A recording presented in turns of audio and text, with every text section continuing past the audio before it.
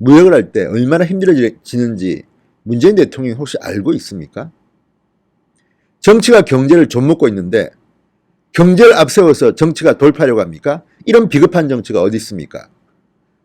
최저임금제, 52시간 근무제, 어쨌든 이 정권이 내놓는 모든 것들은 다 나쁜 쪽으로만 결과가 나오고 있습니다.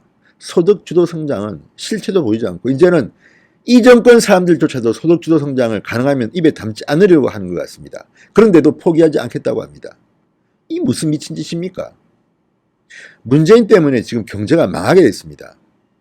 이렇게 말해도 과한 표현이 아닙니다. 갤럽의 수치가 증명해 줍니다. 정신 좀 차리십시오.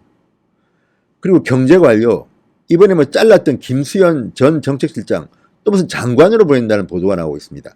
이러니 대충 하고 해도 다 좋은 데로 가고 그런 거 아닙니까? 장하성 실장, 전 실장 아니면 청와대 재산이 엄청 늘었다는데 경제 망치게 해놓고 지금 베이징 대사로 영전에 갔습니다. 이러니 대한민국 국민들이 어떻게 문재인 정권을 믿겠습니까? 경제, 뭐 다른 분야도 마찬가지지만 경제에 관한 빵점 정부입니다. 민폐 정부입니다.